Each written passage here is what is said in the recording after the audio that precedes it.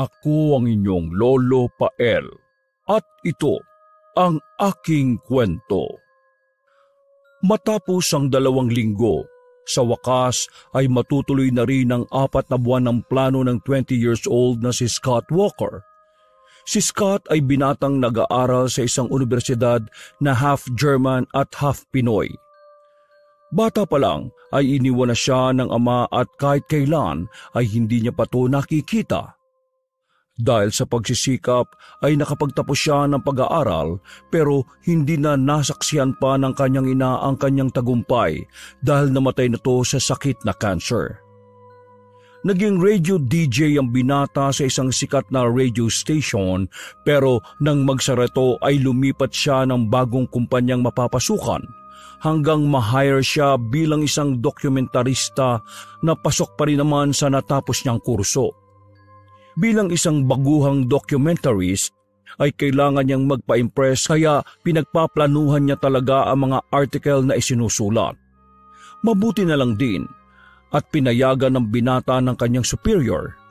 Binigyan siya ng 1 linggong palugit upang gawin ang proyektong matagal na niyang gustong gawin. Kaya tinawagan niya kagad ang kaibigang si Andrew Cheng na ka-varsity niya noon sa universidad na palagi niyang isinasama sa mga lakad. Hey man, Andrew, mag-ready ka na ha? Tuloy na tayo. Oo man, lagi naman akong handa eh. Si Jillian, nakausap mo na ba? Nag-agree na raw ba yung boyfriend niya? Oo, kakatawag lang din kahapon. Siya mismo ang nag-confirm sa akin eh. At saka, siya na rin mismo ang nagsabi na wala na magagawa yung Agatep kahit di pumayag. Under kaya yun sa kanya.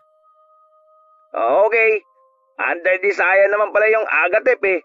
Basta, labas ako dyan kapag nagalit yun ha. Huwag niyo ako idamay ha. Oo na, sige na. Magkita na lang tayo bukas dito sa bahay. Okay tol, excited na ako para bukas. Pagka-drop ng call ay napangiti na lang ang binatang may berdeng mga mata bago magtuloy-tuloy papuntang banyo. Habang nandun, ay nanumbalik na naman sa isip niya ang sinabi ng kanyang superior kaya naging masigasig din siyang i-push ang gagawing article. Halos manlaki pa nga ang mga mata niya nang marinig ang proposal. Sapagkat bilang isang baguhan, hindi niya rin sukat akalain na pagkakatiwalaan kagad siya ng ganon. Kaya ngayon ay excited din talaga siyang katulad ni Andrew.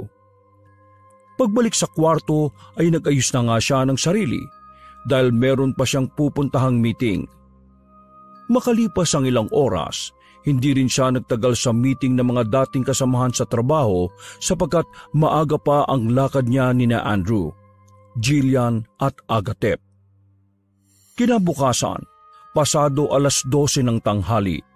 Pagkatapos nilang mamili ng mga dadaling pagkain, ay dumaan na nga rin sila sa bahay ng Lola Fortesa ni Scott. Matagal na panahon na rin kasi siyang hindi nakakadalaw sa matandang babae magmula nang mamatay ang kanyang nanay Hermina. Naabutan nila ang matandang ginang na nagpapausok sa labas ng bahay sa katanghaliang tapat. Pagbaba ng magkaibigan sa kotse ay nagkatinginan pa sila habang nakatakip ang mga ilong. Paano ay papunta sa direksyon nila ang mabahong usok na kaamoy ng nasusunog na goma. Napapaubo-ubo pa si Scott bago pa bulong na kinausap ang chinitong kaibigan. Pagpasensya mo na yung mabahong amoy ha. Ganyan na talaga ang lola eh. Madalas nagsusunog ng goma kahit na ganitong oras. Nako, buti nga ganyan lang ang trip ng lola mo eh. Yung lola ko, tumatakas pa yun sa bahay nila mama. Kaya nga palagi nang nakalak yung sa likod eh. May dementia na rin kasi ang lola ko kaya ganun. Buti nga yung Lola Fortesa mo, malakas pa eh. Ganyan talaga kapag laki sa bukid. Wala naman silang ibang ginagawa rito kundi magtrabaho kaya banat na banat ang mga buto nila. Plus, puro healthy pa yung kinakain. Ay, siya nga pala, huwag ka masyadong mabibigla kapag nakapasok na tayo sa bahay ng lola ko ha. Ha? Bakit? Ano bang nakakabigla sa bahay ng lola mo? Basta, tara na, bago pa tayo mangamoy goma rito. Wala pa tayo kay na Jillian eh, amoy kahapon na tayo. Habang palitan na nagtatawanan at umuubo, ay nagdire-diretso na nga ang dalawa palapit sa kubo. Pagkakita sa kanila ng matandang babae ay tumigil kagad to sa ginagawa at lumapit sa kanila. Nakilala kasi kagad nito ang gwapong apo. Ay, apa. Aba, napadalaw ka. Akala ko nakalimutan mo na ang lola mo. Bakit ko naman po kayo makakalimutan, La? Lola, good afternoon po. May dala po kaming pananghalian, La. Nako at nakabala ka pa. Salamat naman. Pagkatapos magkasunurang magmano ng dalawang binata, ay nginitian nila ang matandang babae. Kaawaan kayo ng Diyos. Mauna na muna kayo sa loob dahil mausok dito. Susunod na lamang ako sa inyo roon pagkatapos nito. Pagpasensya nyo na yung amoy ng sinusunog ko, ha? Pantaboy kasi ng iba't ibang uri ng masasamang elemento ang ganyang klase ng amoy. Sa isang matandang kagaya kong nakatirang mag-isa sa ganitong lugar, kailangan ko yan bilang proteksyon. Nagkakatinginang napangiti na lamang sina Scott at Andrew habang naglalakad papunta sa bahay ng matandang ginang. Pagpasok sa loob ng bahay, sa sala pa lang ay tumambad na sa kanilang paningin ang iba't ibang laki at klase ng mga bote at garapon sa istante. Ang ilan ay may mga lamang ugat-ugat, halaman, langis at kung ano-ano pa na ginagamit ng matandang ginang sa kanyang panggagamot. Kilalang manggagamot at antingera kasi si Lola Forteza sa kanilang lugar, kaya puno ng mga weirdong bagay ang loob ng kanyang bahay. Pagkaupo nila sa lumang wooden sofa na nagpatuloy sa paglilibot tingin si Andrew hanggang sa mapatingin siya sa kaibigan na napapangiti lang. Ano, nasa ka ba? Medyo man. Hindi mo naman ako na-inform na may pagka-witch pala itong lola mo. Uy, gago. Hindi witch si Lola, no? Manggagamot lang siya. O albularyo. Basta, mga ganong term. Tangik, ganon din yun. Sa bagay, may point ka rin. Ako nga rin actually. Sa tuwing napapatpad ako sa lugar na to, hindi ko maiwasang ma-amaze at the same time medyo creepy vibes din. Exactly, man. Actually, punong-puno kasi ng presensya tong bahay ng lola mo. Hindi mo ba nafe-feel? Ha? Wala namang bad vibes pero magical vibes ang pakiramdam ko. Pucha, ano nga, Harry Potter vibes lang, man? Wizard of Oz? Baka mamaya may secret one pala yung lola mo, ha? Sabihin mo, ilabas na niya. Hindi na halos natapos ng binatang singkitang pagsasalita sapagkat pumasok na si Lola Forteza. Pagtingin niya sa pintuan ng bahay ay nakatayo na ang ginang habang nagpupunas ng muka gamit ang hawak nitong bimpo. Pagkalaon ay lumapit ito sa kanila at naupo rin sa lumang wooden sofa na nasa tabi ng kanyang apo. Nagugutom na ba kayo? Bakit di nyo pa binuksan yung dala nyong pagkain? Sabay-sabay na po sana tayo, La. Sige. Basta hindi ako masyadong magkakarne, ha? Marami naman ho kaming dinalang gulay. 2 tayo po yan at natural ang pagkakaluto. Kasi yun ang sabi ni Scott Hindi raw po kayo sanay sa mga may preservatives. Oo, kaya nanatili akong malakas dahil hindi ako nakikisang-ayon sa mga pagkaing maraming kemikal. Mas mainam pa rin talaga sa mga likas na pagkain tayo umasa. Oo, tama po yun. Baka tama ka pa ang hilig-hilig mo nga sa fast food Siya, magsikain na tayo at baka makapikunan pa kayo dyan. Sinunod na nga ng 2 binata ang sinabi ng matandang ginang. Inilatag na nga nila sa lamisita ang mga pinamiling pagkain para sa pananghalian at sabay-sabay silang kumain hanggang sa mabusog. Nanatili pa sila roon ng ilang oras para makapagpahinga sapagkat ayon sa message ni Jillian ay medyo malilate sila ng dating sa meeting place. Dahil doon ay sinamantala na ng 2 binata ang pagkakataon. Sinulit nila ang ganda ng lugar at nagtambay sila sa labas ng bakuran dahil patay naman na ang siga kanina. Habang nagpapahinga sila sa duyan na nasa ilalim ng matayog na puno ng akasyang nasa likod ng bakuran, ay biglang sumilip ang ginang bago lumabas at lumapit sa kanila. Hindi ko pala natanong kung saan kayo magpupunta. Tungkol ba to sa trabaho o magbabakasyon lang kayo? Kung bakasyon ang hanap nyo, pwede naman kayo rito sa bahay kahit kailan nyo gustuhin. Nakula, sa susunod po magbabakasyon talaga kami rito. Actually, yun nga po yung pinag-uusapan namin ngayon eh. Opo, ang kaso lang po work-related po yung pupuntaan namin ngayon. Aba ayos naman pala kung trabaho. Basta kung bakasyon ng hanap nyo pwede naman kayo rito sa bahay kahit kailan nyo gustuhin. Wala naman kayong ibang gagawin dito. Mamamasyal lang kayo sa kapatagan doon at saka sa malawak na ilog. Nakangiting nagkatinginan ng magkaibigan bago sabay na napakibit balikat. Teka, saan probinsya nga ulit ang punta ninyo? Sa Baryo Liblib po, Lola. May dalawa pa po kaming kasama. Nihintay lang namin dahil medyo madidelay daw sila papunta dun sa meeting place Doon din po nakatira yung boyfriend ng kakilala namin kaya napili rin po nitong si Scott na doon magpunta.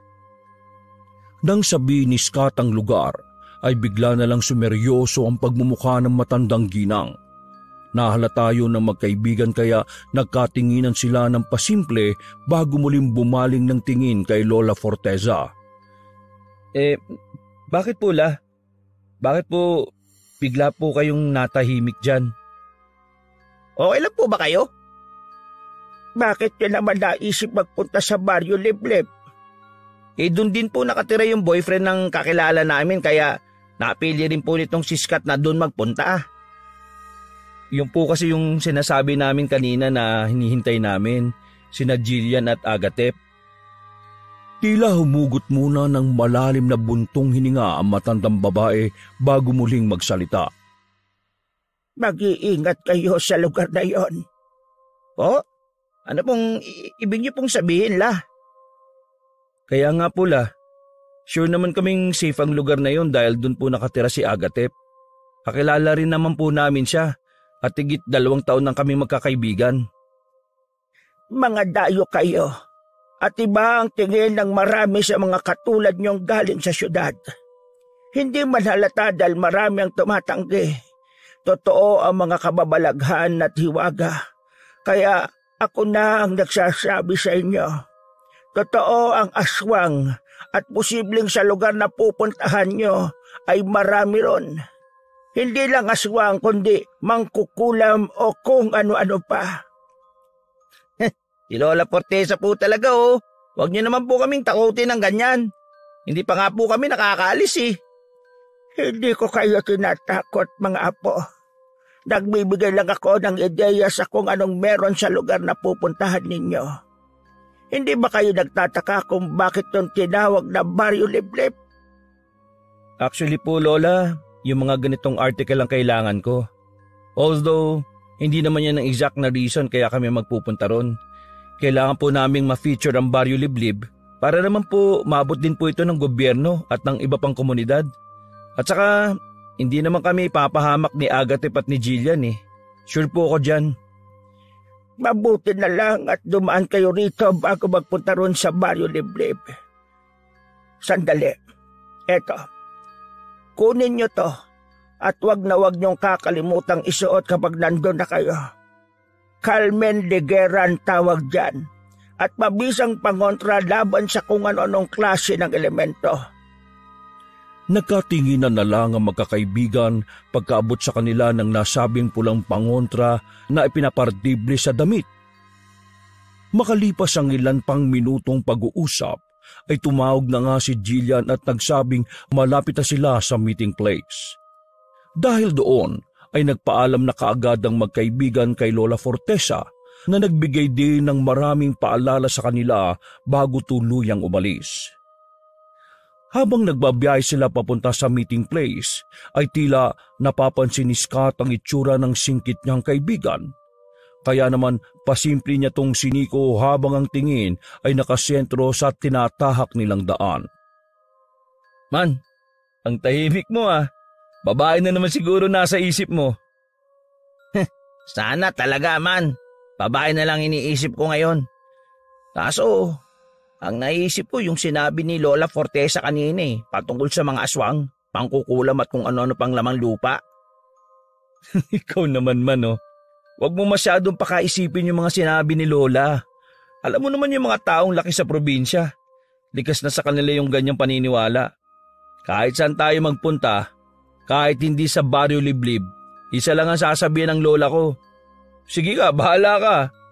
Hindi ka makakapag-enjoy ng bakasyon mo ron.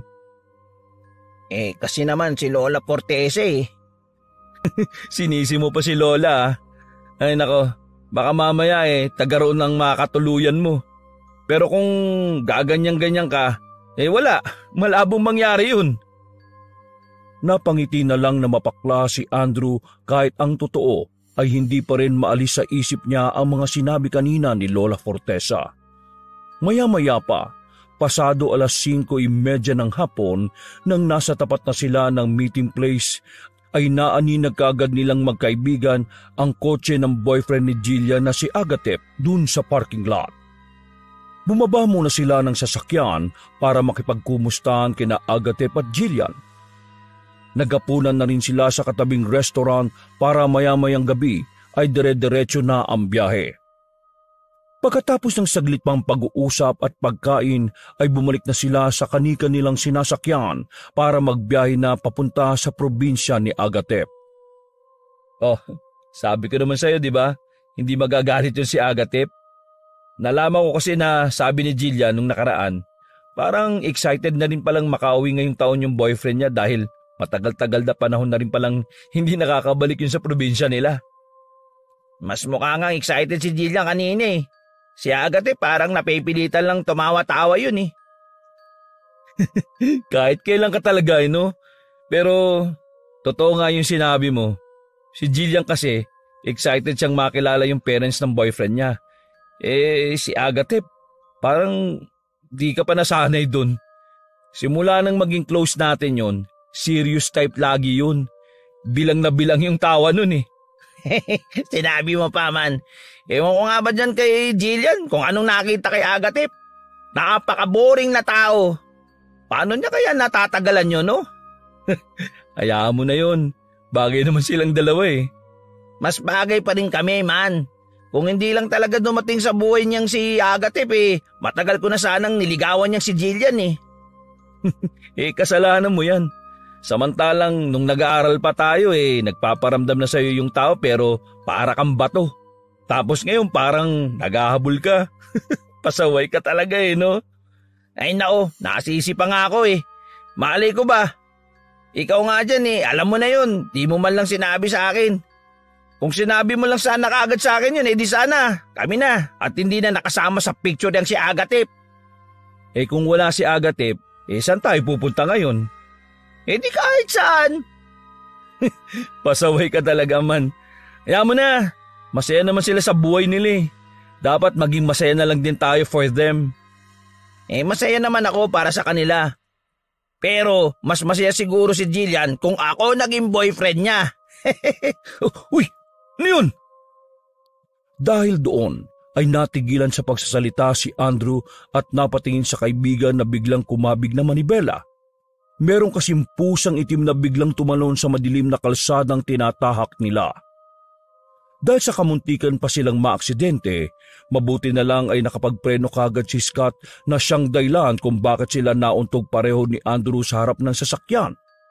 Pero magkaganon man ay hindi naman sila gaanong nasaktan. Putik man! What the hell? Ano nangyari?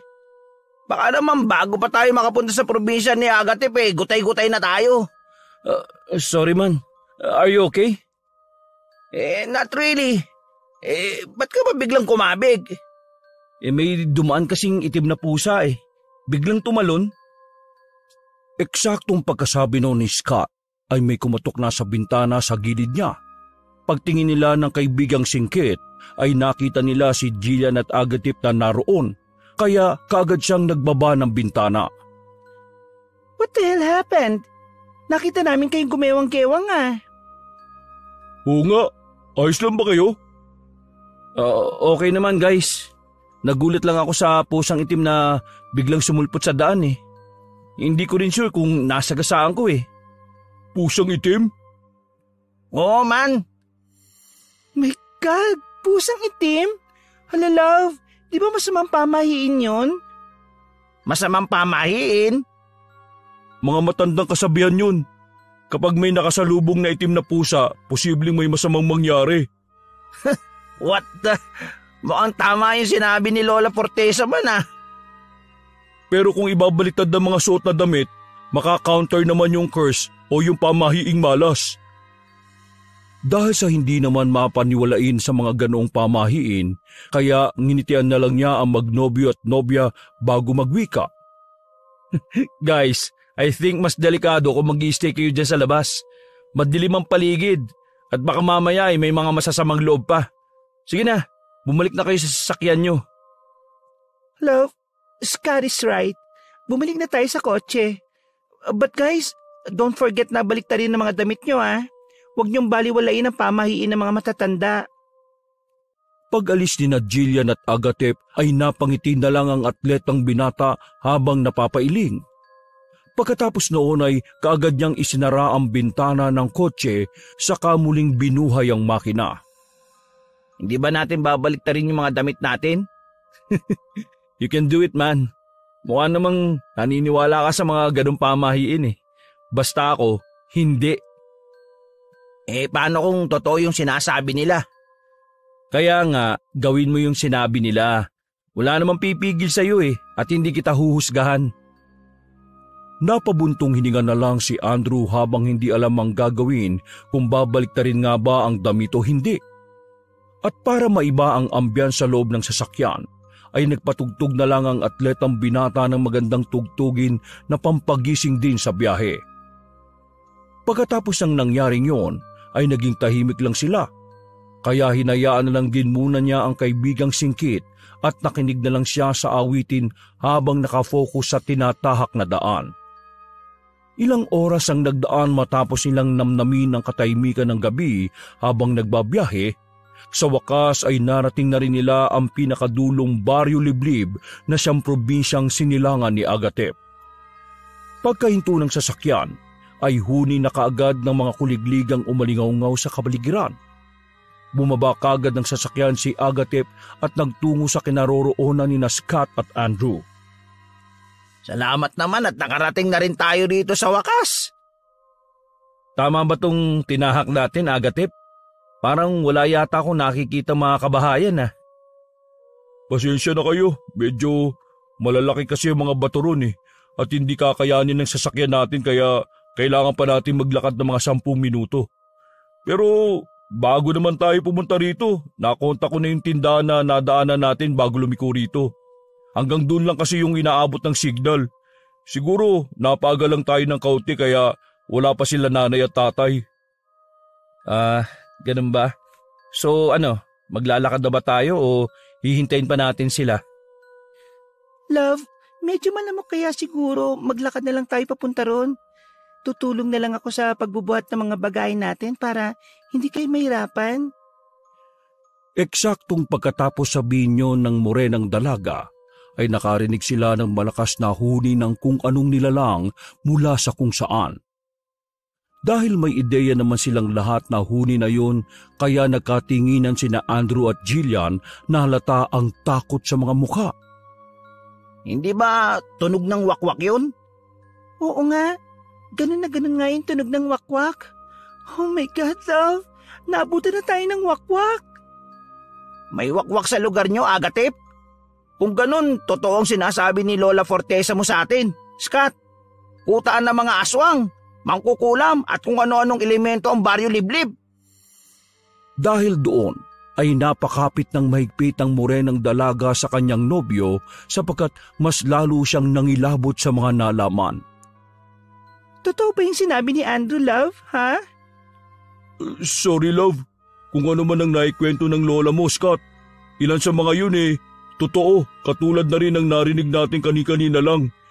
Hindi ko lang sigurado kung may mga mangkukulam dito sa amin pero ang nasisiguro ko ay maraming aswang dito. At kapag sinabi kong marami, Ibig sabihin, hindi lang isa o dalawa, kundi pamilya o angkan-angkan. Well, it makes sense na. Kaya pala tinawag na Baryo Liblib tong lugar ninyo. Natigilan ng lahat at napatingin kay Scott sapagkat sa halip na matakot sa mga narinig ay tila ba sabik na sabik pa to sa mga nalaman.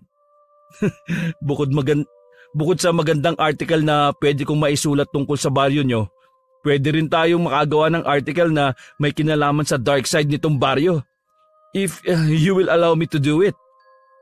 What the hell is wrong with you, man? Hindi ka ba natatakot?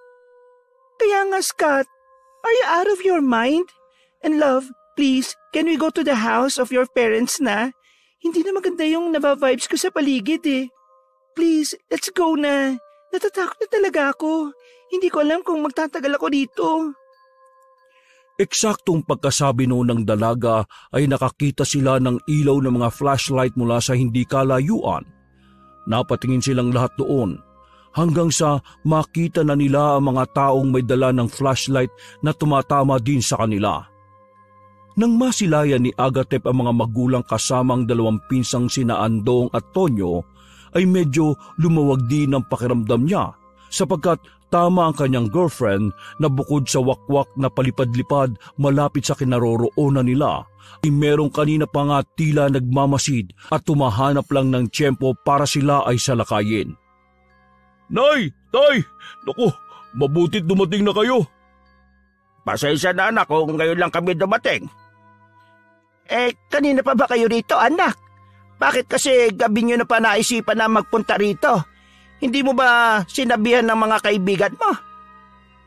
Naudlot na sa pagsasalita si Aling Agata na ina ni Agatep sapagkat mula sa hindi kalayuan ay iilang tao rin ang biglang sumulpot na parang bula. Saka naglapitan at malugod silang sinalubong ng ngiti. Seryoso namang tumindig si Mang Tiporcio sa mga taga-Baryo Liblib na sumalubong sa kanyang anak at sa mga kasama nitong dayuhan. Dahil naman sa mga nalaman, ay nag-iba tuloy ang pakiramdam ni na Andrew at Jillian habang si Scott ay tila walang pakialam sa mga taga roon. Ni katiting na takot ay wala siyang nararamdaman sapagkat nandoon ang tiwala niyang hindi sila pababayaan ni Agatep na mapahamak. At bago pa makalapit ng mga sumalubong ay hinarang ni Mang Tiporcio at Aling Agata ang mga to. Mga kapwa ko taga Baryo Liblib, baka bisita namin sila. Kung maaari sana dahil mga pagod na sa biyahe ang mga ito, bukas na namin sila ipakikilala sa inyo. Huminto ang mga taga-baryong sumalubong at kaagad napalitan ng pagiging seryosong itsura ang mga mukha nitong kanina lang ay tila tuwang-tuwa na makakita ng bagong mukha sa kanilang lugar. Hindi na nila pinansin ang mga yun. Naglakad na lang sila pauwi ng bahay pero pinagitnaan ni na Mang Tiporcio at Aling Agata, Andong at Tonyo sina Scott, Andrew, Jillian at Agatep. Nagpatuloy naman sa pagsunod ng mga iilang taga-baryo habang ang ilan naman ay nag-uwian na. Maya-maya pa na makapasok na sila sa bakuran ay doon na talaga isa-isang nag-alisa ng mga taga-baryo. Ang weird ng mga tao dito, no? Are you kidding me right now, man? My God, Scott! Hindi ka man lang ba nakaramdam ng takot kanina? O wala kang ideya sa mga nangyayari? Pumasok na muna tayo sa loob ng bahay, guys.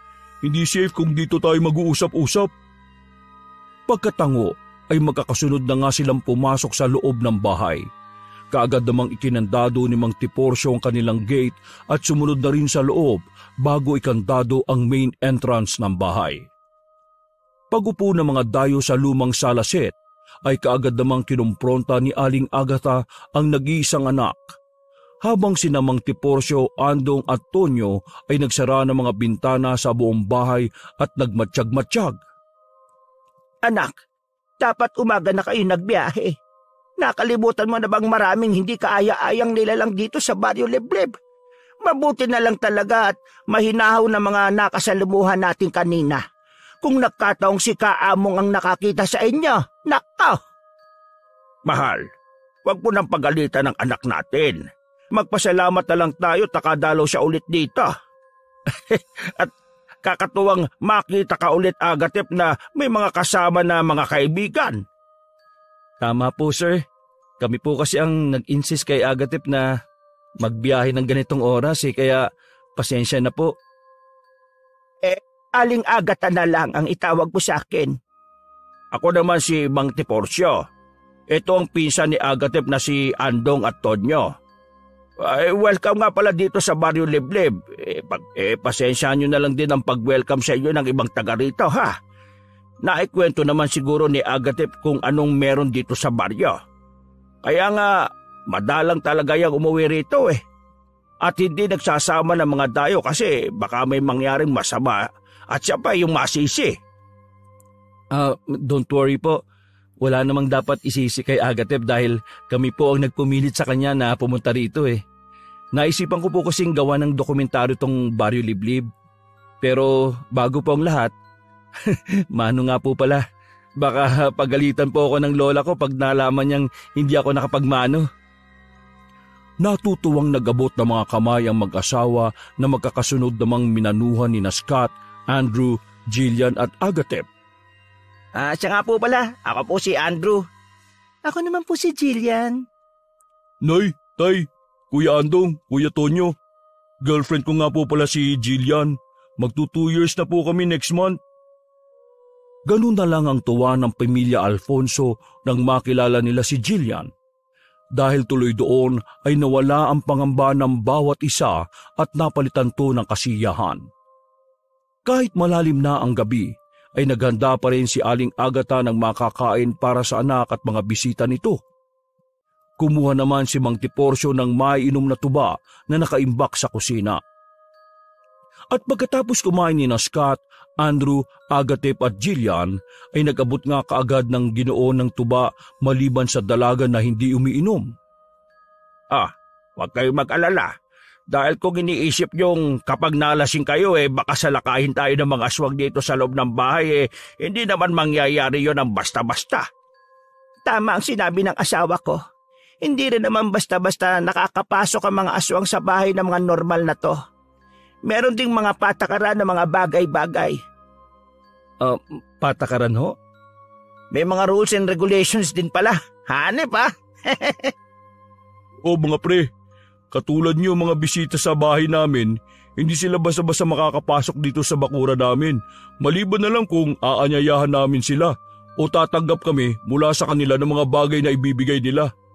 Kapag nakapasok ang bagay na yon sa loob ng bahay, malaya silang makakalabas-pasok na dito.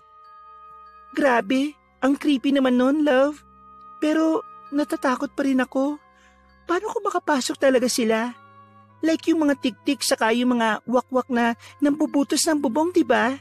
Hindi naman sila nagpapaalam sa bahay ng may-ari pero paano nila nagagawang makapatay ng baby o something? Wala kayong dapat ikatakot dahil bilang bisita ng mga anak ko, itataya namin ng buong pamilya ko ang buhay namin. Maprotektahan lang kayo at makauwi kayo ng ligtas. Lalo ka na, iha. Isa pa, katulad ng sinabi ni Agatep, may mahigpit na patakaran dito sa Baryo Liblib na kapag sinaway ng kahit na sinong Poncio Pilato na aswang ay siguradong magsisisi sa huli. Mas lalo naman pong creepy pakinggan yung mga sinabi niyo, Mang Tiporcio. Pero tamang sinabi ng tatay, iba ang patakaran sa lugar na to. Kaya nananatiling magkasama ang mga normal na tao at mga iilang angka ng aswang sa lugar na to. Love, Jillian, huwag ka nang mag-alala dahil walang mangyayaring masama sa inyo. Well, I trust what Agatep said. Kaya walang issue sa akin kung may aswang o kung ano man sa lugar na to. Ang mahalaga ay matapos ang trabaho bago makauwi. Kaya guys, Andrew, Jillian, mag-enjoy na lang tayo at mag-shot. Dapat maging masaya tayo kasi sa wakas nakita na rin natin ang mga relatives ni Agatep. Lalo ka na, Jillian. Salamat, Scott. Gusto ko ang ugali mo, ha? Mukhang magkakasundo tayo. Salamat po, Mang Tiporcio at sa buong pamilya Alfonso. Natutuwa po talaga akong makarating dito sa lugar ninyo. Kung gano'n, mag-inuman na tayo. Wala nang nagawa si Andrew kundi makisang-ayon na lang din sa agos ng mga pangyayari. Si Jillian, kahit kinakabahan pa rin, ay isinaalang-alang na lang din ng pangako ng pamilya Alfonso na hindi sila pababayaan sa lugar na yon. Habang nagpapatuloy ang inuman ng mga kalalakihan, ay sinamahan na ni Aling Agatha si Jillian sa silid na tutulugan nilang dalawa dahil nakikita niya sa mukha ng dalaga ang matinding pagod at antok. Sina Andong at Tonyo naman ay nagmamasid-basid pa rin at nakikiramdam sa paligid habang nagpapatuloy ang kasiyahan. At mabilis na lumipas ang oras. Nang maubos na nila ang 1 litro ng tuba, ay nakatulog na nga kaagad ng mahimbing ang lahat. Pasado 3:00 ng madaling araw nang biglang magising si Scott matapos makaramdam ng pananakit ng pantog. Ihing-ihi na kasi siya kaya kaagad siyang bumangon sa papag. Napakusot-kusot pa siya ng mga mata bago lingunin ng mga katabing kaibigan. Pero tila nawala ang antok niya nang makitang wala sa papag si Andrew. Si Agatep lang ang nasa kabilang dulo ng papag habang mahimbing na natutulog. Saan nagpunta yun si Andrew? Ba yun? Dahil sa ihi na talaga, kaya nagmamadali na siyang nagtungo sa banyo at nang makaraos na, ay sa kanya hinanap ang kaibigan dahil pagbalik ng kwarto ay wala pa rin ito. Pagdating niya sa sala, ay nakita niya naman doon si Mang Tiporcio na natutulog sa mahabang lumang sofa habang sina Kuya Andong at Kuya Tonyo ay nasa sahig at mahimbing din ang tulog dala ng kalasingan. Nagpunta siya sa kusina at doon nga ay nakita niya ang kaibigan na nakaharap sa maliit na bintana at parang bubuksan pa ito. Nilapitan niya kaagad at pinigilan ng kaibigan na tila nagulat din at nagising sa ulirat. Uy! Anong ginagawa mo, Andrew? Anong ginagawa ko rito? Bago pa matapos ang binatang in-check ang sinasabi, ay napatingin sila pareho sa nakasarang bintana. Sapagkat nakakita sila ng anino ng tao na dumaan mula roon. Dala ng pagkagulat ay napasigaw si Andrew na siyang dahilan naman ng pagkagising ng mga taong natutulog sa sala. Hindi nagising sina Agatep, Aling Agatha at Jillian dahil nakasara ang pinto sa mga kwartong tinutulugan nila. Anong nangyari? May nakita kaming anino ng tao sa labas eh. Kaagad lumabas sina Kuya Andong at Kuya Tonyo para i-check ang bakuran habang si Scott naman ay inaalalayang tumayo ang kaibigang singkit sapagkat na out of balance to dala ng pagkagulat. Pagbalik ng dalawang lalaking matipuno, ay kaagad nga nilang sinabi na wala naman silang nakitang kahit sino kaya nakahinga na naman ng maluwag sina Andrew. Pasensya na po sa abala, Mang Tiporcio, Kuya Andong, Kuya Tonyo. Naistorbo pa namin ang pagtulog nyo. Baka guni-guni lang po yun. Medyo nalasing kasi kami. Ito naman kasi si Andrew kasi kumakasigaw kaagad, wagas. Sige na, bumalik na kayo sa pagtulog. Sabi ko naman sa inyo na wala kayong dapat na ikatakot. Ganun na nga ang ginawa ng magkaibigan. Pagbalik nila sa silid ay natulog na nga sila kaagad hanggang sumapit na ang umaga. Maganda ang naging gising nilang lahat dahil na rin sa magandang epekto ng tuba na kanilang ininom. At bukod doon ay wala ring naalala sina Scott at Andrew sa mga nangyari. Kaya hindi na sila inusisa pa ni Mang Tiporcio. Ilang minuto pagkatapos makapagalmusal ay sinimulan na ngang interviewin ni Scott si Aling Agatha bilang parte ng kanyang documentary. Si Jillian ang videographer niya sa interview na yon, habang si Andrew naman ay kasama ni na Agatep, Kuya Andong at Kuya Tonyo sa labas dahil habang kumukuha ng mga video shot ay papunta na rin sila sa sasakyan para kunin ng ilang gamit na naiwan doon. Maya-maya pa, nang matapos na ang interview kay Aling Agatha, ay isinunod naman ni Scott ang asawa nitong si Mang Tiporcio. Dahil mas matagal ang Ginoo sa lugar na yon, isa sa kanyang asawa, kaya mas marami ring natutunan at nalaman ng binatang atleta tungkol sa Baryo Liblib. Kabilang na ang mga nakasanayan dito. Pangunahing trabaho o kabuhayan ng tao, kultura, paniniwala, tradisyon at ang pinaka-interesante sa lahat ay ang lihim na bumabalot sa nasabing lugar. Eksaktong 3:00 na ng hapon nang matapos nila ang interview. At talaga namang na-enjoy ni Scott pati na rin ni Jillian ang pakikipag-usap sa mag-asawang Alfonso. At dahil hindi pa rin bumabalik sina Andrew, Agatep, Kuya Andong at Kuya Tonyo, kaya nagpaalam muna si Scott na magsisiesta at mamaya na lang niya muna i-check ang resulta ng interview. Si Jillian naman ay nagpatuloy sa pakikipagpalitan ng kwento sa mga magulang ng kanyang boyfriend kaya iniwan na niya si Scott. At halos higit kalahating oras pa lang na nakakaidlipak atletang binata ay naalimpungatan na siya matapos marinig ang mga kumusyon sa labas ng silid. Napapakamot siya ng ulong lumabas na halatang medyo namumula pa ang mga mata dahil sa antok. Pagdating sa sala ay naabutan niya sina Mang Tiporcio, Aling Agatha, Agatep, Jillian at Andrew na nag-uusap-usap. Mahal, anong gagawin natin ito ngayon? Hindi papayag ang mga aswang na hindi nila makuha si Andrew. Huwag kayo mag-alala. Gagawa natin ang paraan ng tungkol sa bagay na yan. Nag-iisip na kami ni Andong at Tonyo sa pwedeng solusyon. Mawalang galang na po, Mang Tiporcio, Aling Agatha. Ano pong nangyari? Bakit po kukunin ng mga aswang si Andrew? Napatingin ng lahat kay Andrew na halatang halata sa hilatsa ng muka ang matinding pangamba. Napansin din ni Scott na nangangatog ang kanyang kaibigan kaya tinabihan niya to sa upuan at doon niya rin napansin ang video camera na nasa gilid nito. Wasak na yun na halatang merong sumira. Oh, anong nangyari dito sa video camera ko, man? Nabasag ko, man. Pasensya na talaga. Hindi ko sinasadya. Okay. I understand. But please, tell me what is really happening here. Paano nabasag?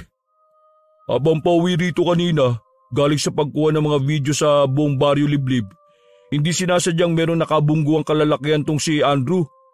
Hindi ko rin nakita kasi nung oras na yun eh. Umiihi ako sa isang gilid.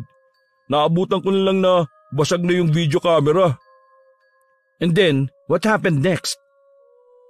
Siyempre, nakahanap ng paraan yung mga yun para magkaroon ng butas sa pamilya ko. Para maimbitahan sila rito makapasok sa amin at para, alam mo na yung ibig kong sabihin, yung tungkol sa patakaran dito sa amin.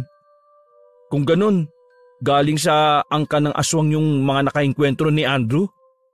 Sina Ruiz at Manzano, mga pamangkin sila ni Kaamong, yung pinakamabagsik na angka ng aswang dito.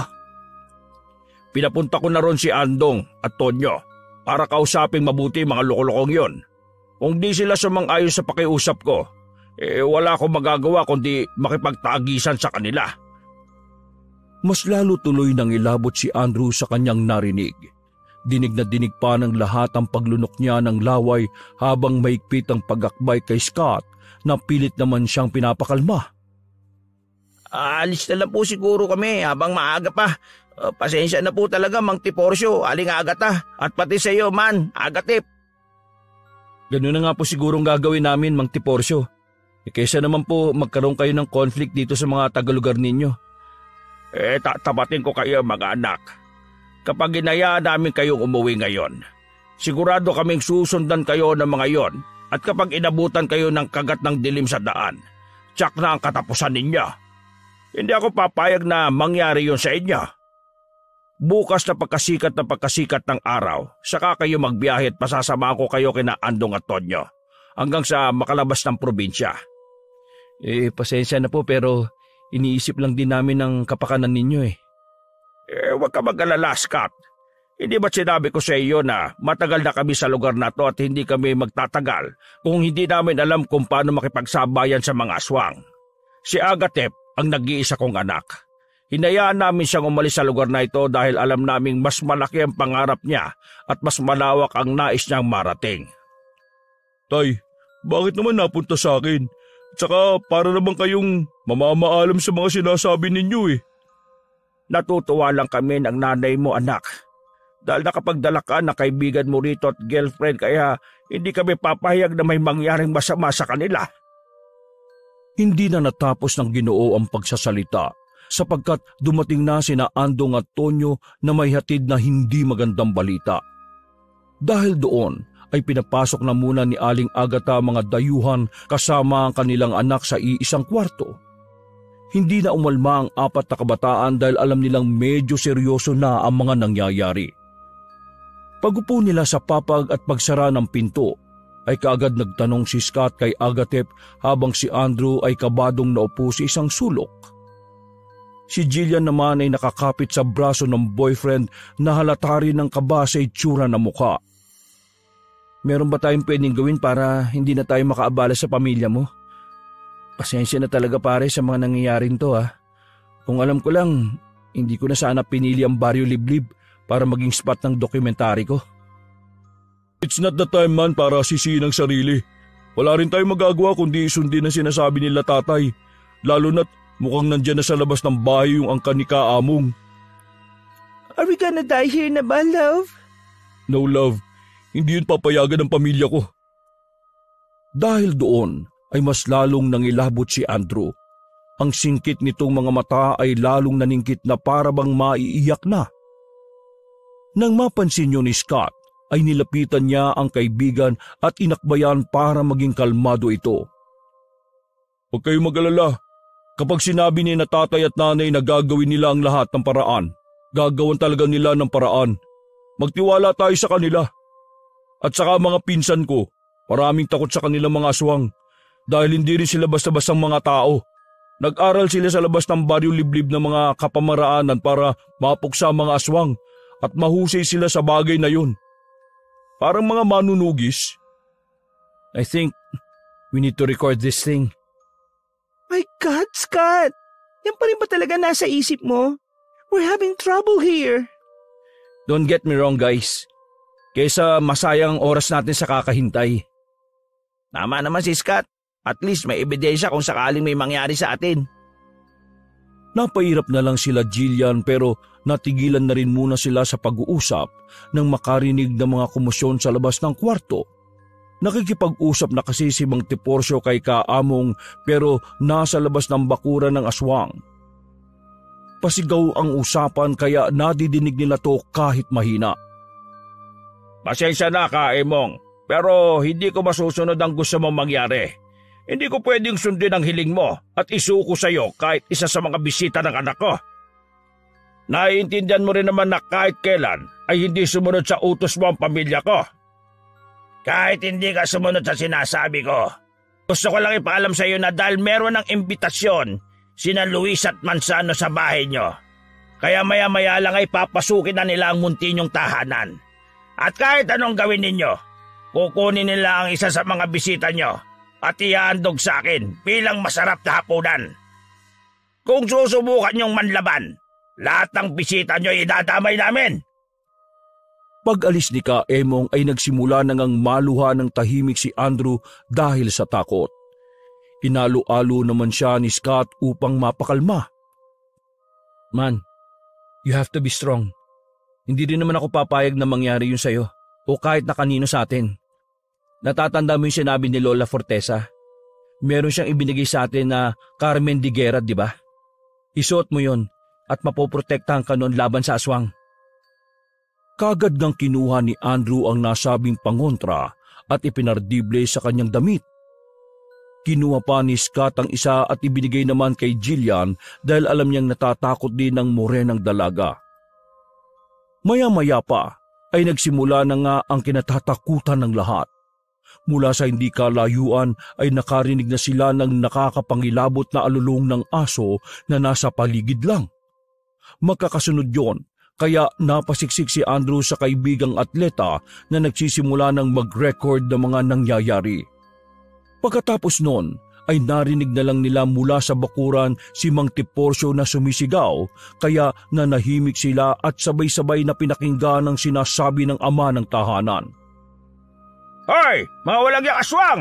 Subukan niyo magsilapit dito at galawin ang mga bisita ng anak ko. Tingnan ko na lang talaga kung anong mangyayari sa inyo. Huwag niyong subukan ang pamilya ko! Dahil hindi ako natatakot sa iyo, kaabang! Ilang saglit pa ay nakarinig sila ng katok sa pinto na kaagad binuksan ni Agatep. Nang bumungad sa kanilang paningin si Aling Agata ay kaagad nila itong pinapasok. Medyo nagulat pa nga ang ginang dahil nakatutok sa kanya ang video camera ni Scott. Ano na po nangyayari sa labas, Nay? May naisip ng solusyon ng tatay mo, anak. Aalis kayo ngayon din sa lugar na ito. Sasamahan kayo ni Andong at Tonyo, kaya maganda na kayo. Iiwan nyo na lang ang mga bagahe nyo rito. Aling Agata, pero paano po kayo ni Mang Tiporcio? Huwag nyo na kaming alalahanin. Sige na, magmadali na kayo. Doon tayo dadaan sa basement. Sa basement? Matagal ng panahon yon na ginawa yun ng tatay mo, kasama ng mga pinsan mo para sa ganitong pagkakataon. Sakto na diretso ang lagusan noon, malapit kung saan nakaparke ang sasakyan ninyo. Doon na naghihintay sina Andong at Tonyo. Matapos siyang sabihin yon, ay ilang alulong na naman ang narinig nila mula sa hindi kalayuan. Sa pagkakataong yon ay hindi na abot bakuran ng tunog kundi malayo na. Sinundan din yun ng pag-ihip ng malamig na hangin at dahil sa napapalibutan ng mga puno ang paligid ng bahay, kaya naman nang mapagawi ng tingin doon si Scott kasabay ng pagtutok ng video camera, ay nangilabot siya dahil sa mga punong parang nagsasayawan sa bawat pag-ihip ng hangin. May nakuhanan din kasi siyang nilalang na may namumulang mga mata. Pagkatapos na pag-uusap na yun ay wala na silang inaksayang oras. Nagpunta na kagad sila sa basement at pagbukas nito ay saka muling nagwika ang ginang. Anak, mahal na mahal ka namin ng tatay mo. Salamat sa Diyos at nakilala ko ang girlfriend at mga kaibigan mo. Mag-iingat kayo palagi. Nay, magkikita pa tayo, di ba?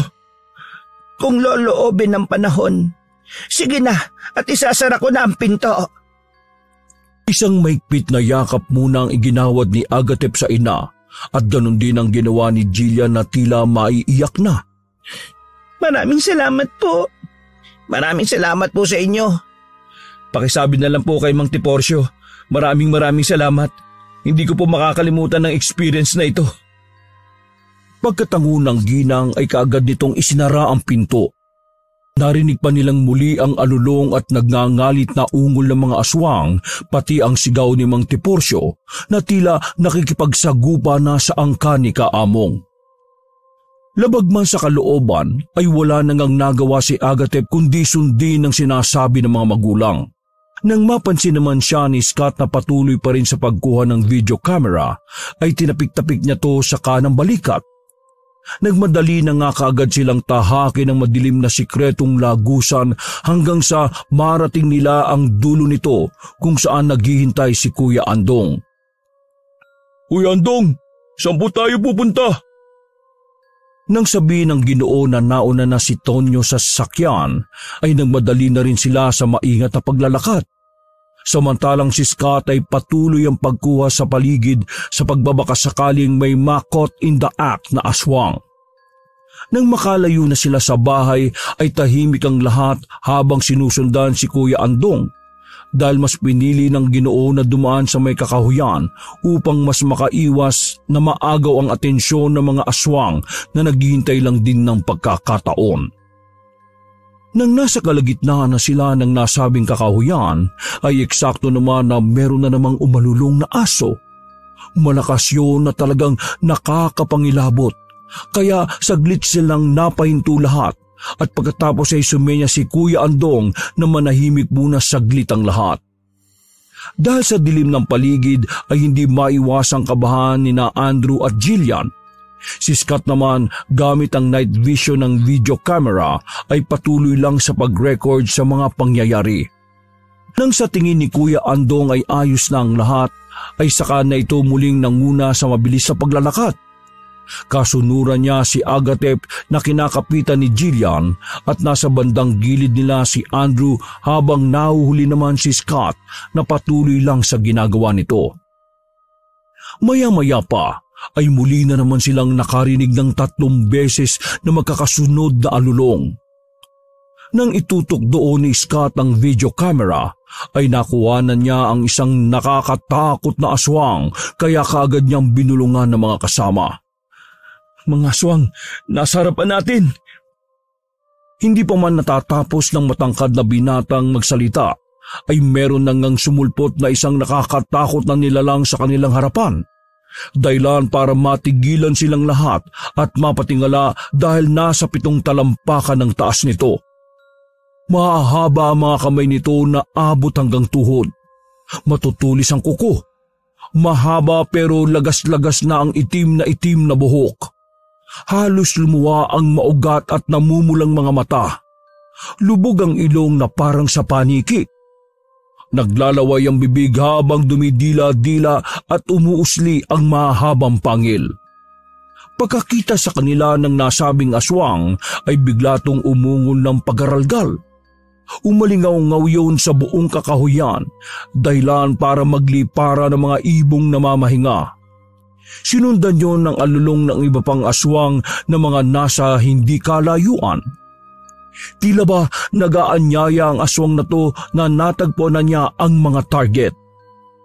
Pero bago pa ito makagawa ng hakbang para atakin sila, ay tinalo na kaagad to ni Kuya Andong at mabilis na ginilitan sa leeg. Nakuha na ni Scott ang pangyayari kaya hindi niya alam kung mamamangha siya o matatakot sa pinsan ni Agatep.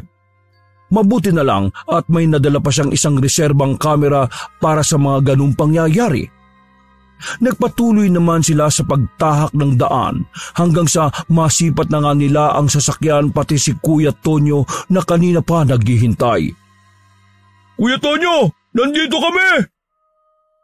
Pagkakita sa kanila ni Tonyo ay dali-dali itong lumapit at umalalay papunta sa sasakyan.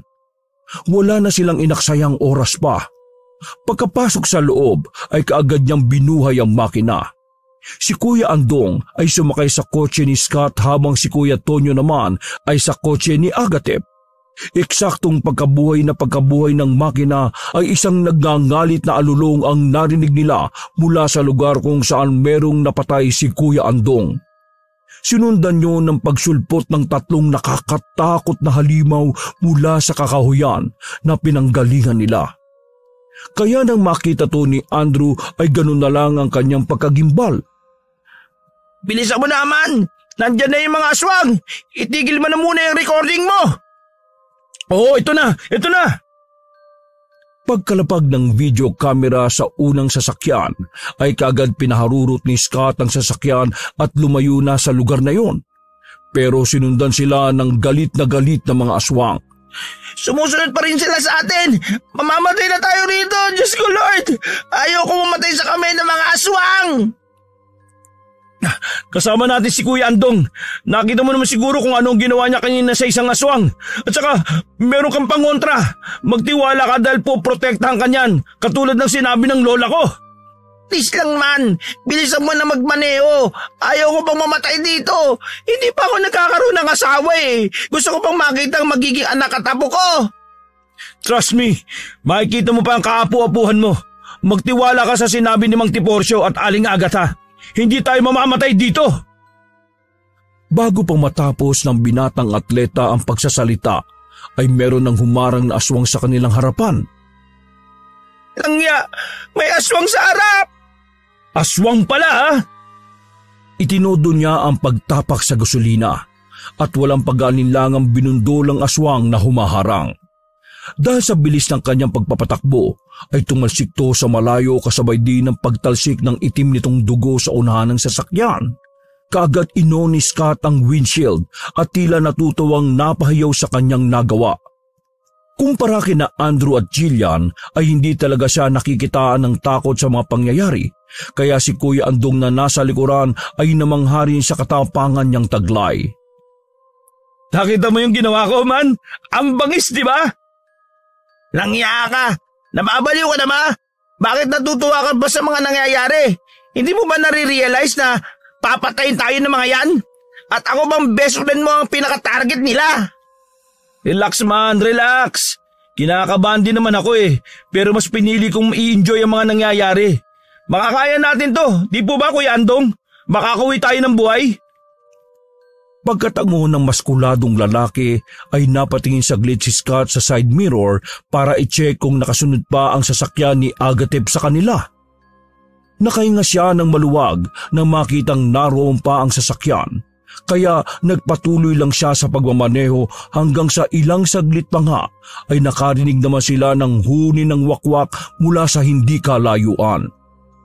Kaagad na padungaw si Kuya Andong sa bintana at tumingala. Kaya nakita niya ang dalawang wakwak na sumusunod sa mga sasakyan nila. Dahil doon ay kinabahan na naman si Andrew at nagsimula na namang mataranta. Ito na ang katapusan natin! Man, ano ba? Walang mangyayari sa iyo kung matataranta ka at iiyak-iyak ka na lang dyan. Sa halip na nag-hysterical ka dyan, mag-video ka para ma-document natin tungkol sa mga nangyayari na to. Ang angas-angas ng boses mo pero masyado ka naman duwag. Ano bang problema mo doon? Oo na, sige na. Ikaw talaga Sa huli ay wala ring nagawa ang binatang singkit kundi damputin ng video camera at kuhanan ang mga nangyayari. Pagbaba ng sliding window ay nag-night vision kaagad siya at ginuhanan ang wakwak na paatake na sa kanila. Dahil sa bilis ng pangyayari ay nagulat na lang si Andrew nang tila madagit ang matatalim na kuko ng wakwak ang video camera at saka ito itinapon sa kung saan. Napakagat tuloy ng labi si Scott sa inis sapagkat nandoon ang lahat ng kopya ng interview niya sa pamilya Alfonso. What the hell? Ano ba? Sabi mo kuhanan ko yung mga nangyayari. Hindi na nagawang makasagot pa ng binatang atleta dahil biglang pumatong sa bubungan nila ang nasabing aswang, kaya gumewang-gewang ito. Nang mapatingin si Scott sa side mirror ay nasipat niya rin na mayroong aswang sa bubong ng sasakyan ni Agatep. Dahil doon ay mabilis na umaksyon si Kuya Andong. Binuksan nito ang bintana at tumungtong doon. Nagpatuloy naman si Scott sa pagmamaneho habang ang matipunong lalaki ay nagsimulang makipagpambuno sa aswang na nasa bubungan ng sasakyan. Si Andrew naman ay napapikit na lang sa takot habang nagdarasal ng kung ano-ano. Ama namin, sumasalangit ka, sambay ng ngalan mo, iligtas mo kami sa mga aswang na to, para mo na pong awa, Lord, por Diyos, por Santo, abagin ng Maria, kahit na sinong anghel na po, Lord, ipadala niyo na po para matulungan kami, kahit na sinong santo, kahit na sinong santa, kahit na si Santa Claus, ipadala niyo na po sa amin. Hindi tuloy alam ni Scott kung matatawa ba siya o maiinis dahil sa mga sinasabing yon ng kanyang best friend. At ilang saglit pa nga ay nakarinig na sila ng mga kalampagan sa bubungan ng sasakyan. Nakita pa nilang dumaus-os ang ulo ni Kuya Andong sa unahan, pero kaagad tong nakabangon at pagkalaon ay napasigaw ng malakas at sinasabi nitong ipreno ang sasakyan. Sa gulat ni Scott ay sinunod niya ang utos ng maskuladong lalaki. Pagkapreno niya ng sasakyan ay biglang tumalsik ang wakwak sa unahan. Kasunod naman noon ay ang pagtama ng ulo ni Andrew. Rico, sakit naman Pasensya ka man, kumapit ka kasing mabuti, bilis! Pagbalik ni Kuya Andong sa loob ng kotse ay muling nagpaharurot si Scott at eksaktong pagtayo ng wakwak ay nabundol nila ito at tumalsik sa malayo. Strike 2! Yahoo! Nasisira ka na ng ulo, Scott! It's not funny, man! Mamamatay tayo rito! Huminahon lang ang singkit na binata nang sabihin ni Kuya Andong na malapit na sila sa arko ng probinsya at kapag nakalagpas doon ay hindi na sila hahabulin pa ng mga aswang. Meron kasing patakaran ng mga aswang sa Baryo Liblib na hindi sila maaaring lumabas ng buong probinsya. Ang lahat ng aswang na galing doon na nagtangkang gawin yon ay misteryosong namamatay.